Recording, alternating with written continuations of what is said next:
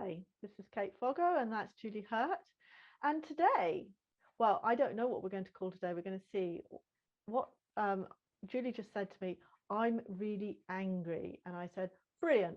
Right, let's do it. Let's see. Let's see where this goes. So tell me, Julie, why are you angry? Oh, you know how you just have those? I just have felt since we've moved here, I just want to sit in the middle of the house and just up and scream. Or just scream. It's just, I don't know. Maybe very good for you screaming, and something that none of us are ever allowed to do, ever. Right. And I'm trying. I get so befuddled, like I can't even talk. We are making like two humans being, and I'm trying really hard to ground everything I do in love, because ultimately you have a choice between love and fear. And I'm working on A Course in Miracles, and I'm studying Hildegard of Bingen, who's a mystic, and so I get all this. Let me just interrupt you there, Yeah. Julia. I just have to say that for me, who loves you dearly, as you know, I just love you that little bit more when you do that, because you're always so fucking composed. So when you lose it, I just love you that little bit more. I just wanted to say that on behalf of anybody who watches this. Just you settle down, dear, and you tell us what's on your mind. Oh my God. I just try so hard, and then I just see so much stuff that makes me angry. Like I the fact that we aren't in Alaska anymore just makes me angry. Like, why did I agree to do this? Why did we do this? Why did we do this? Why did we do this? And I still really like my house, but it's just, but today I found a humongo big black ant, which I've connected to. I get it. Okay, fine. I got the message, which is about, What was the message? It was about being industrious and working with our community, because I'm having this little panic about growing the business and stuff. And so he was just sitting on the mirror, just watching me until I realized he was there. It was the craziest thing. And then so later, I after he was accidentally, not accidentally, Brad actually. Don't tell me you killed him. I won't tell you, but that's what he did. But I tried. I said, take him outside, and because I wanted Brad to see him. I'm getting way off topic. Anyway, because so you actually you lined up his execution. Anyway, yes.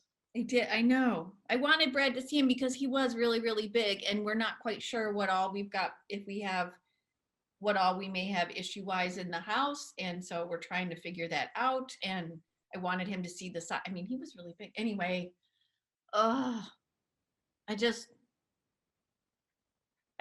angry because I can't figure out what it is I want, and I can't figure out how to ask for it, and I feel like I have to ask for it properly, and I can't figure out who. Huh? Ask who? The universe. Okay. And my God, Julie, we are always exactly in the same place. I know. I'm like, God, I had this little silent prayer. I hope Kate's able to handle this today. I'm ready. I've been through this, right? I am going through this, and get it off your chest first, and then we can. I am angry because you can get angry, because we've both established we quite like getting angry. Now, we have to draw the line at this. We're not allowed to indulge in it, and we're not allowed to wallow in it. But a good 5 minutes of getting really angry is all right. So you just go for it, Julie. Just you go for it. Okay. All right. I am angry that we felt we had to leave Alaska. I am angry that we left the house that we absolutely loved and everything was fine in it. And this is all, that's all material. See, then I start to go off this. Doesn't matter. Just tell me why you're angry. It doesn't matter why. Yeah, I'm angry. Don't judge it. I'm angry that I don't have a place for Lucas to run free. Like, we had all these places for him to run free, and we don't have that here. And he's always on a leash, although he says he's okay, but still, he's a runner. He's a sled dog. He needs to run. I'm angry that I can't. I'm angry that I get like lost during the day. Like during the day, I have this list, this little teeny to-do list, like things I've told you to do, and I have my tiny little to-do list, and I look at it and I'm like, oh, I don't want to do any of it. I just want to figure out how to do my own, like making light. And when I say my own, I mean like you and like. I know what you mean. I'm just making notes here. I just want to do my own stuff. I don't want to do the other stuff. But I do want to be able to contribute financially, and the other stuff lets me, but if it doesn't give me the breathing room to do this stuff. What else am I angry about? I'm angry that I'm oddly angry that I'm further away from my family than I think now I should be. I want to get closer.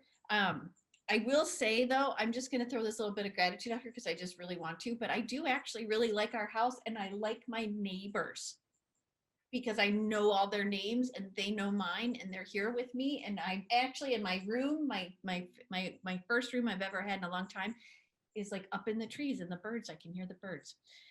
But I'm just like, I just feel like lost. Like, and I'm just angry of being lost, and I'm angry.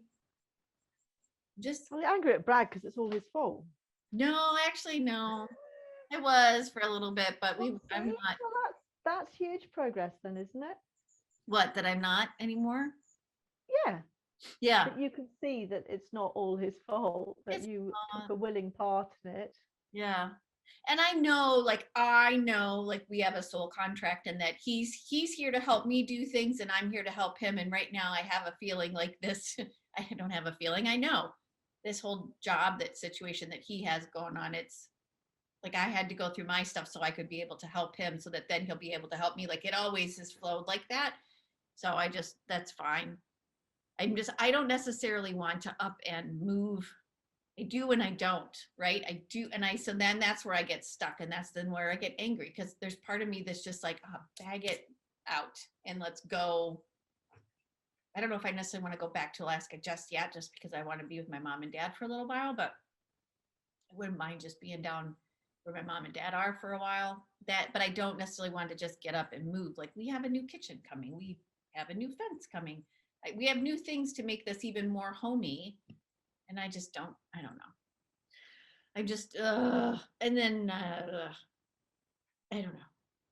I enjoy like all the people that on Zoom, like all of us on Zoom all the time. I don't necessarily need any other friends here, which is totally fine too, but that doesn't make me angry. That's just another thought out there. That's just me just throwing out stuff. I'm just, I just feel stuck. I feel stuck, and I'm angry with it. And it ends up being like the end of the day, and I don't feel like I've accomplished anything. Although then I look at my list and I realize that I did, but I want to write like some, I don't know. I don't feel like I'm doing what I'm supposed to be doing. Although I guess I'm doing what I'm supposed to be doing by working through all this stuff, but still, I can't even hang a picture, Kate. Can't even hang a picture because the walls are plaster, and then there's like, I can't pound the nail through. Listen, darling, don't you have Amazon? What would Amazon do to hang a picture? Deliver you a plasterboard thingies. Oh yeah. Yes, I've just bought some. They just screw in. Oh. I'll send you a link. Okay. Oh. So take a deep breath. I had a session with Annie this morning, but actually before I get to that, Annie's my coach, shall we say, outside of Daniela's stuff I've been doing longer, shall we say. But last night I had my first client session, just to tell you this, and you know how full of angst I have been. You know what? It actually really helps me rewatching this stuff when I'm doing the videos. And so, you know, I was talking about all that last week. There's so much to say to this. One of them is, I totally agree that talking about things that are upsetting, like I really try not to, this whole thing about the fucking shed and that, and I kept telling myself, right, I'm not going to talk about it anymore. I need to start reframing it. And that's for those people who don't understand that, because Annie said immediately, you don't want to shut down your feelings. It's like, it's not that. I've acknowledged how I feel, but there is no value in me just bringing it up again, because it is a nice story. I don't see people very often, but we went out for dinner I went for lunch with some friends I haven't been out with for fucking months. Actually, no, they are one set of friends that I have seen over lockdown, but only a couple of times. First time we've been out in about, I don't know, 2 or 3 months. I'm like, no, same story all over again, dramatized, funny, Kate getting angry, annoyed, all this, oh poor me, what a fucking drama, look what I've done, oh, it's not good for me to do that. I mean, I love the drama, we all love a little bit of a look at me, look what, even when it's along the lines of, I've really fucked up big time, oh boo hoo, poor me, what an idiot I am. I mean, there's such glory these days in allowing yourself to be vulnerable and all that, but it doesn't help, and you just feel like shit. And I keep telling myself, just, you got to stop now, Kate. And then these people keep parading situations in front of me where I go, oh, the shed, oh well, yeah, let me tell you about that. It's like, I just, gosh, just like I haven't spoken to anyone for months, and the minute I decide, right, that's enough, Kate, you've said your piece, you know where you stand, you know what needs to happen, I just can't stop trotting it out. But I do think that you sort of need to sometimes. I don't think you should overindulge. And I think that's where the danger is, when you overindulge in it and it does become a story. You've ever watched the Abraham Hicks about when Esther's in the airport and the airline gets delayed? And she's joking and laughing about how terrible the airline is, knowing full well that she should not be going there and that she should be constant, and then the whole night turns into a complete disaster. And that's what it's like when you're in a train wreck.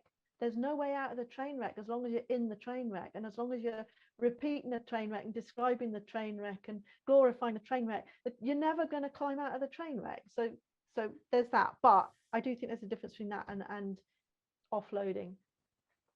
So let's consider that an offloading. And as I say, I hope I'm at a stage now I can put a stop to it, but I have offloaded about the shed about 5 times in the last 2 weeks, having sworn almost publicly. I nearly did a video and posted it on my page to say I will never speak of this again. And since then, right, anyway, so that was number one.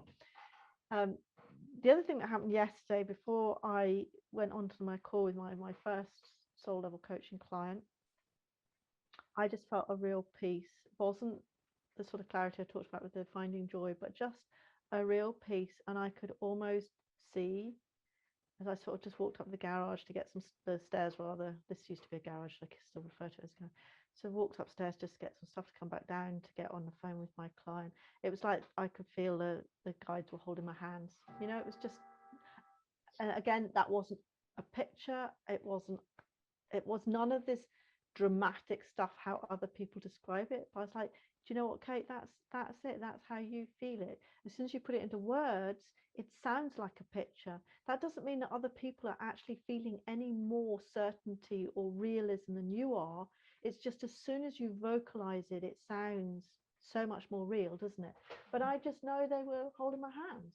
It was just okay. So I had a really nice session, and I've just felt so much lighter, just, and this morning the whole shed thing seemed easier, which I nearly didn't phone about the laundry, because I was like, I've got this. And then Annie said, it's still a lot of work, Kate.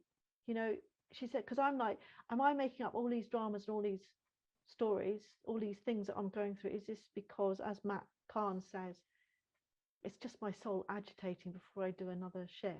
Because I have lurched from one bloody crisis to another. I've not been like this for a while, but we've had the animals, we've had the food, we've had the shed, and I'm just lurching from one crisis to another. But they are crises completely construed by me. There's no external influence really here. There's no agitator. It's just me. But she said, no, it's more that you're sort of under stress, and you should look upon those soft, nice moments as this is nice that this is happening, as opposed to, oh, I'll just suck it up and get on with it, everything will be fine, which is my inclination. Anyway, sorry, back to you. So the point is, it is good to talk about it, I think. I've lost my thread. So the anger. I think it's okay to be angry. I know it's okay to be angry. It is hard for me to be angry because it feels, and it's so interesting, right? Because it came up in our sessions with our teacher, Danielle, right? But it is hard for me to be angry and bite. I mean, I know up here it's okay, but to actually connect to it probably is, I think, is how it feels. And then actually express it is really, really hard. I for a variety of reasons, many of which I'm sure are based in just me being who I was. Like the first grandchild, I was the peacemaker. Oh my God, I just realized something that connected with something that in a reading that I had the other day. Anyway, me being a peacemaker as the first grandchild between a Catholic father and a non-Catholic mother, and a grandmother who wanted only Catholics in the family. I was the peacemaker between those two anyway, and that put a lot of burden on me. From the work I've done, it is just real. And peace, anger, right, are they're at odds with one another. And I'm thinking about this as I'm talking, so this is kind of just like new info. I'm just like, oh, I see why it's so hard to express that anger. I don't want to disappoint anybody. I know too, and this is probably in the soul contract I have with Brad, is that when I say things that are bothering me, he takes it on himself to fix. And I never, ever want that. I just want the forum to express it. That's unusual for a man. Yeah. Isn't it? Well, men do like to fix it. Women are the listeners. Men are from Mars, women are from Yes, Venus, yes, sorry, yeah. yes, I've got it the wrong way around. You're right. Back in the 80s, but so I will refrain from sharing things with him because I don't want him to take it on, but he still notices when I'm he'll notice I'm agitated. It's not for you I to know. censor. But the thing is, you do express how you feel. Mm-hmm. Mm-hmm. Going back to the screaming, apparently, because I try to shriek when I go into the water now at the sea. I mean, I make a joke of it because it is cold. But I make a joke of it, and I'm, but you know, I actually genuinely want to get the people I'm with that we all scream, because it is very self-conscious. Whereas if we all did it, I would do more of it, because it's really, really liberating. We are never allowed to express frustration through sound. I mean, I did this when I joined Nick Bro. They had a couple of he used to have these sort of different teachers come on, and one of them was this breathing coach, and then she did all this screaming. But even here, where if there was nobody here, I don't think, you know, we live in the middle of nowhere, I don't think I could scream unless I knew that if Gary wasn't here and the guests weren't here, and you know, but I would still feel self-conscious. Isn't that really sad that we are, you know, and I think that just adds to our whole repression in general, is that we are not allowed to express ourselves. Mm-hmm. And the reason you struggle with anger, I think, is because you think it's not spiritual. Mm-hmm. Yeah. If I'm supposed to be of love through, you know, different, and if I'm supposed to be of love, then that's not anger. But I could be nice. Not anger. Maybe the root of what you're feeling is only being expressed as anger through frustration. Is it really anger at the root of all of this? I mean, take them one by one. So let's look at, okay, so Brad's not happy in his job. That's obviously going to affect you. Is that anger? Probably not. Frustration. Yeah. Frustration because you can't fix it for him, because it's something he has to go through. So the house, and he gets grumpy with me then. yeah, and that might be anger. Yeah. Because it's contagious, isn't it? It is. You know, and moving to the house, and I it's lovely if you say that, you know, you're not angry with Brad anymore, but I think every time something reinforces that this house may not be right for you, there's a whole fucking pile of shit that comes with that, along the lines exactly why you said, well, why did we have to leave? We were in a perfectly happy, we've come over here for a job that you don't like anymore. Yeah. I'd be fucking not furious with it, but it's a situation which is sort of, you can't take these individual parts without seeing the whole picture, which goes, if you just left it alone, I would still be in Alaska. The dog would still be running free. I wouldn't have to deal with these fucking crying puppies outside. You would be doing a job you enjoyed. Had you just left, and then you went and bought a house, because no, you couldn't rent a house. You had to buy one. That's what I'd be doing. Yeah. And you don't feel able to do that. So you may have forgiven him, but it's understandable if you're a little bit resentful. Yeah. It doesn't make it right. No. But there's a lot of stuff packed in there. This isn't just Julie going, you know, this is huge. This is your home. You've uprooted your entire life. and it's not quite what you thought it was. Actually, I think it probably is. It's not that you didn't know what it was going to be. I don't think you were sure what you were going to. And No. it was all very rushed. Yeah. I thought the way that we could explore it online, the whole area and everything, it was like, oh, look, it's like Alaska, but it's in the lower 48. There's kind of mountains, there's lots of trees, lots of wildlife, all that stuff. And it's not. It's not. Can you look upon it as a, if you are doing the kitchen and stuff like that, you're not going to lose out, are you, if you then go on and sell? I don't think so. I hope not. I mean, I for a hot second, I will worry about that. And then I let it go. I let it go. It will be what it will be when we're ready. What I was going to get to, and I got lost. But actually, this is not something you can fix through thinking. And that's a conclusion I've come to. And I sort of know that, but it's just being pointed out. It's like this thing with the shed, because it's not just the shed. It's like you as well. There is this chicken and egg situation with the business. How much time do I spend with the business? How, this goes back to the laundry. So I can pay to get the sheets done. That buys me another hour or 2 hours or whatever like that. I can pay to get it all done, but I don't feel I can justify it because actually I'm not actually doing my other job.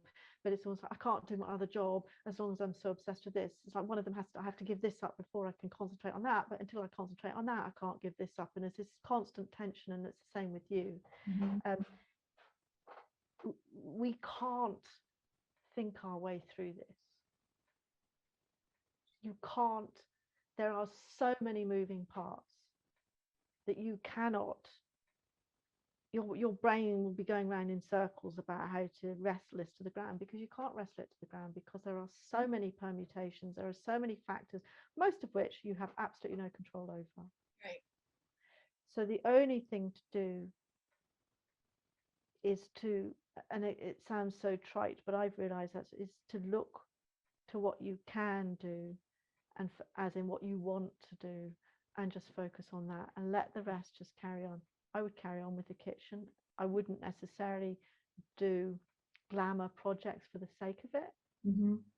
Right, but if you're putting in a new kitchen, I think you don't have to, I don't think you need to pick through it. I think you could just assume that's you're not going to lose out if you move on, if you choose to move on later, because you need a kitchen. And new kitchens are always good. Mm-hmm. Maybe choose one that other people might tolerate, as opposed to something that's completely bespoke that nobody else will else will vomit on. And we actually, it's so interesting because a couple of weeks ago when we were filming this, I had to go pick out countertops. Mm-hmm. So I had wanted a certain type of countertop. I wanted quartz, because we'd done all this research, and granite's really expensive, and then down from that's quartz, and it's recycled materials. It like met all the Julie things. And then we get there, and I'm looking at all the quartz options, and they were a bit bland, which is fine. They were bland. So then the gentleman that we were working with, he originally had wanted us to do laminate, which is the lowest price.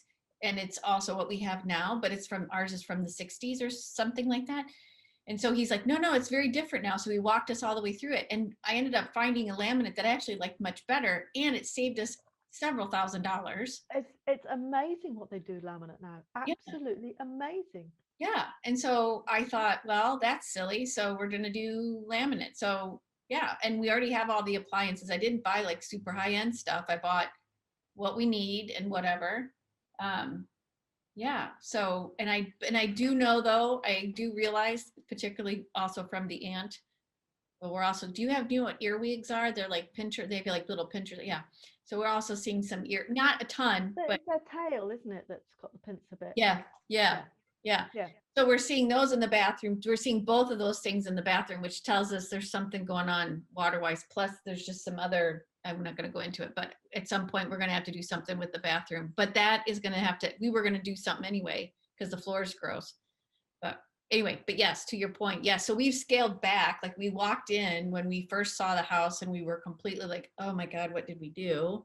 And then we've started, slowly doing things to it. And it looks really nice.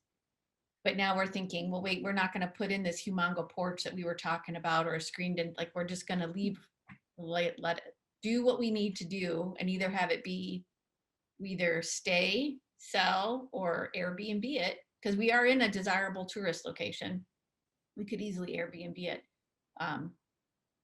So yeah, we'll just see what happens.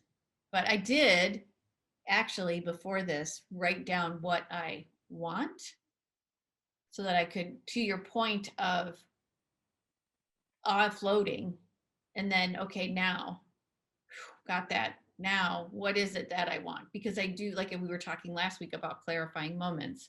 I do think all this is clarifying moments. So let me clarify what it is. Yeah, I would also say in not your defense, but it's not like this move was a dream of yours that you've manifested. It was something that you've gone along with because it was what Brad wanted. You know, I don't think it's like you had a perfectly mapped out dream and you fucked it up. Yeah, You know, you've been pretty much making do with a situation that has not been imposed upon you, because obviously you're a partnership, but you know, it's been instigated by Brad's desire to work. Bless him. Thank you. You know, it's I don't think you can, you know, you've been sort of making the best of a situation. I don't think it's like you've got a dream, you've gone for your dream and you've got it wrong. I don't see it like that at all. You were just trying to make do the best of a situation that was rather rushed, and you know, maybe it's not exactly what you think it is, but it's not. I don't think that your vision was wrong. I don't think you had a vision, did you? Not particularly, no. I knew. And therein lies the problem, Julie. Right, I know. Well, I learned, this is the other thing the clarifying moments are teaching me, like, I need to say what I need. Because you nearly stopped, didn't you? You started speaking out, but you didn't take that extra step because it was new to you, because you did not want to buy. Right, I did not want to buy. But in the end, it was easier just to go along because Brad's energy is infectious to you, and then you get stressed. And I know exactly what I give in to Gary all the time because it's just easier. And then after, and we joke about it now, because I go, every time I give in to you, something gets fucked up. Like, because I know what's going on in him, even if he can't see it. And I'm just like, you know, and then, you know, very occasionally he'll come back and he'll go, okay, so I shouldn't have done that. And I'm like, you think? Yeah. I mean, I know for me, I know, and I know we talked about this too, I needed to step away from the energy that was in Anchorage. So I knew that, so that's happened. I wanted a place that was quiet and peaceful. I have that. I just didn't realize it would be so, I don't know, just not necessarily aligned with like what I love about life. Like, there's a lot of things missing. I can't wait for you to watch last week's, because that word for word is me going, I don't understand, you know, it's okay. I don't understand why it's upsetting me so much. It's word for word exactly what you're saying. Yeah. I have, you know, done what I've got, the sort of things I want. Okay, it's different for me because this was my dream. You know, and here I am, and it's not 100%, and that 5, 10, 15% that I don't like is killing me, and I don't understand why I can't just suck it up. Yeah. You know why? You know why I've decided? Everything we're doing, Julie, all these fucking books and these classes and shining our light, and everybody's telling us that we are amazing. We are soul people. We are here to change the world. We are the light. We've got to get out there and shine our light, and we can't because we're ironing. And for you, you can't because, I don't know, because Luke, you can't let Lucas free to run. And you know, it's like we're being pushed and pushed and pushed, or pulled, shall I say, by our souls, and all the work we're doing is putting us closer to realizing our brilliance. And yet there's still an element of us that is just trapped in the mundaneness of our ego that insists that we do with shoulds and woulds and hoods and whatever. And no, I can't close my guest house because how could I be so frivolous as to waste all that money? And nothing's, you know, if I jump off this cliff, nobody's going to save me. Where will the money come from? Yes. And it's becoming intolerable because we're putting so much emphasis on following our soul that our egos are going crazy.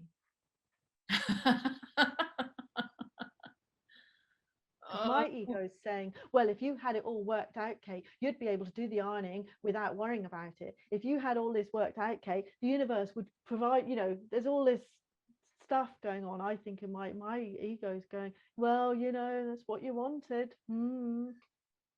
Yeah, that's what I think's happening. That's the conclusion that I have come to, that there are all these doubts about what we're doing. What Annie said to me today, and maybe you can learn from this as well, is she started saying, because she said, well, let's look at your business, and immediately I'm like, it's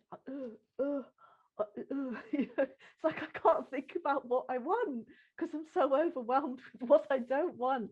And that was a clarifying moment for me, in that I was like, oh my God, I am really wadded up about this. Like, I didn't think, I've been saying it's fine, I know clients aren't coming because I'm busy, but there is still this huge fear, and maybe that's why I'm finding it so hard to let go of the shed, because if I let go of the shed, I'm gonna have to fucking do it. Yeah.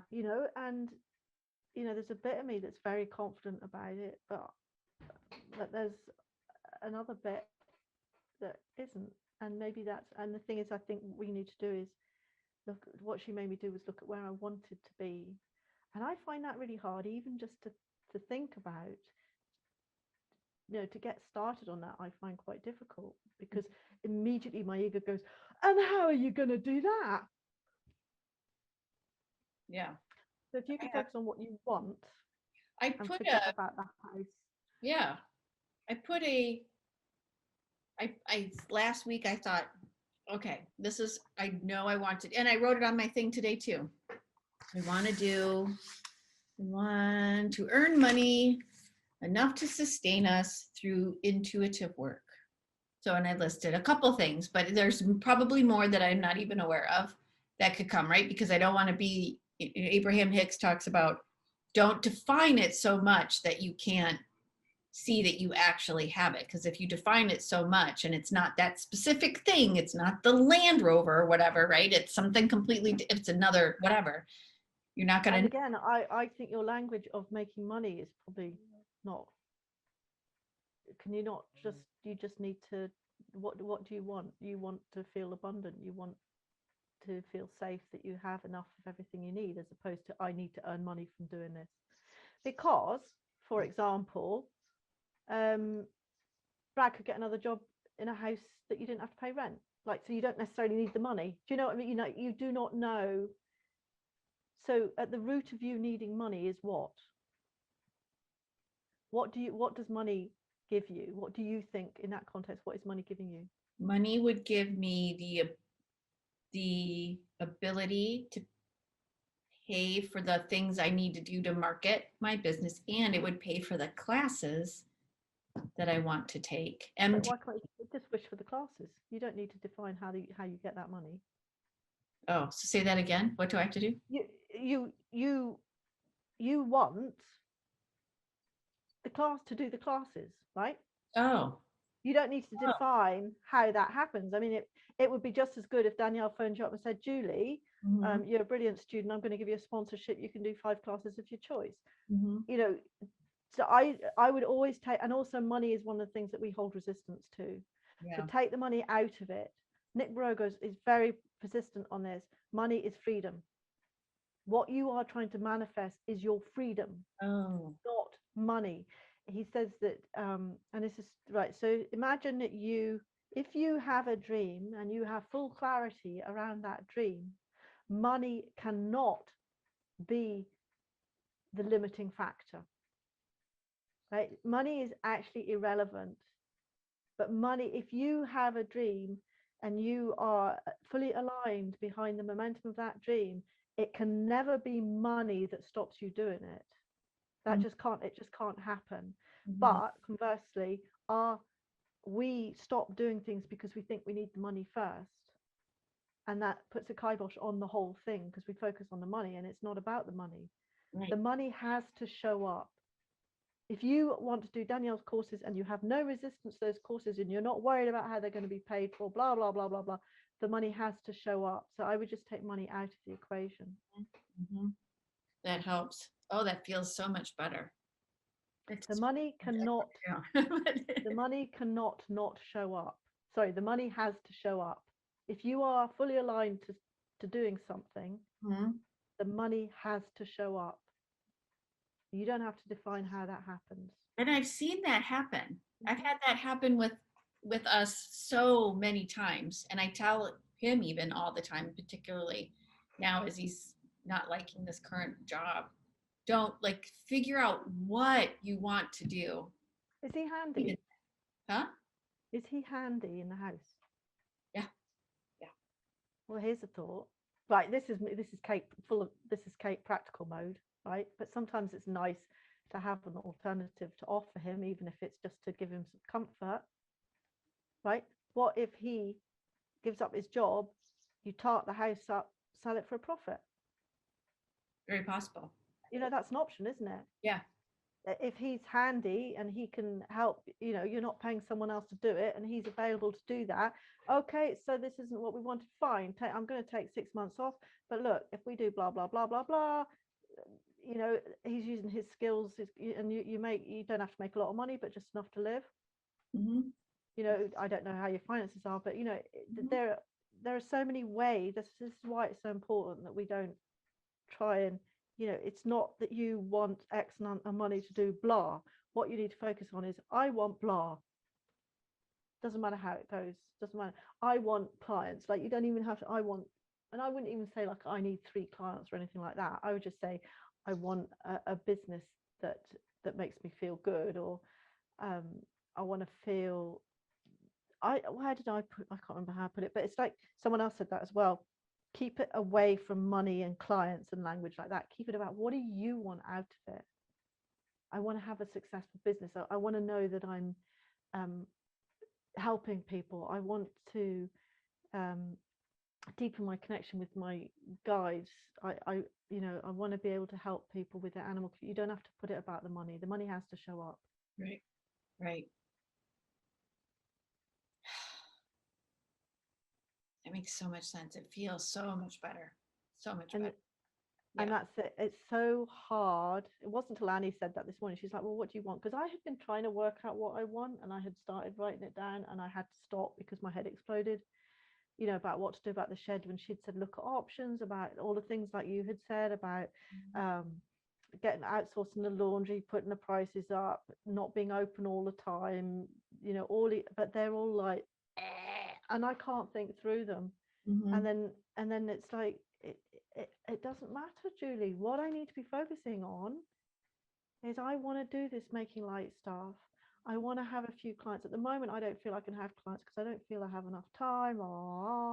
So what is it I want? I want to feel open to having clients. That's actually what I want. Doesn't matter about the shed. That all has to follow. If I can focus on that, the shed has to sort itself out. It cannot be a limiting factor in what I want to do if I have a clear vision of what I want to do.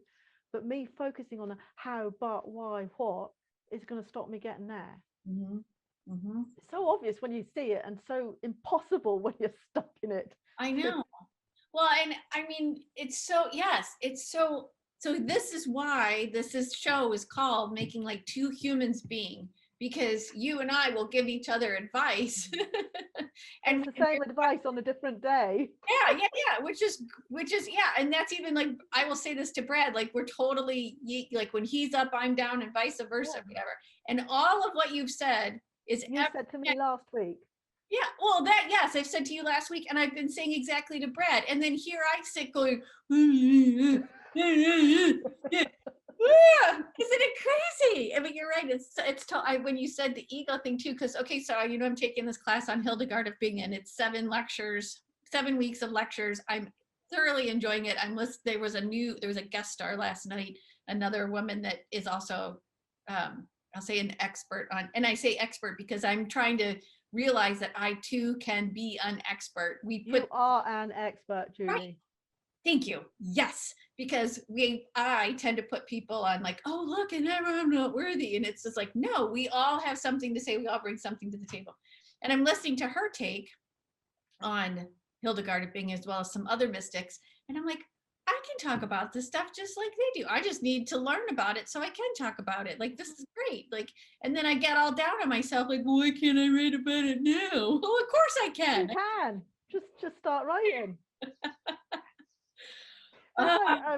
It's like saying when I saw you, because last week and I'm going, and I'm all over the place, and you just sat there and you were like, la la la la la la. So when you, like, that was so unexpected. And you come on today and you go, because I'm like, oh, good, she's human. Oh my God. I'm so. Not that I take pleasure in it, Julie, but well, just a little bit. Okay. Are you doing the outro or me? There you are. Okay. So thank you, Kate, for counseling me through all of that. I feel so much better, and I really appreciate it. And I will watch our previous episodes for more counseling as well. I'm Julie here with Kate Fago. We are making light, two humans being. Thank you so much for watching. And please leave a comment, because we would love to hear some feedback, especially on this episode and how you're feeling, even if it's anger and whatever. And let's just start a conversation. So please feel free to leave a comment and subscribe. Thanks for being here. See you next time.